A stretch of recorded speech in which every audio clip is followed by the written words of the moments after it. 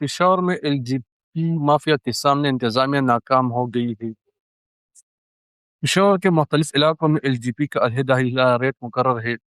شہر کے بیشتر علاقوں میں ایل جی پی 500 روپے فی کلو سے تجاوز کر گئے ہے۔ سرکاری نرخنامہ 304 روپے مقرر کیا گیا ہے۔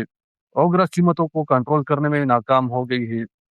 انتظامیہ کو بلیک مارکیٹنگ میں ملوث ایل جی پی کی نشاندہی کرنی ہوگی۔ گھریلو صارفین کے لیے گیس کا وصول مشکل ہو گیا ہے۔ بیشتر علاقوں میں ایل جی پی 500 روپے فی کلو تک تجاوز کر گیا ہے۔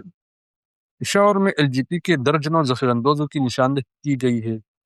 شہر میں غیر قانونی فروخت پر انتظامیہ ناکام ہو چکی ہے۔ قدرتی گیس کی لوڈ شیڈنگ کے باعث شہر میں ایل جی پی استعمال میں مسلسل اضافہ ہو رہا ہے۔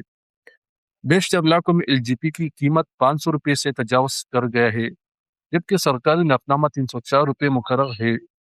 اوگرا بھی ایل جی پی مافیا کے سامنے ناکام ہو گئی ہے۔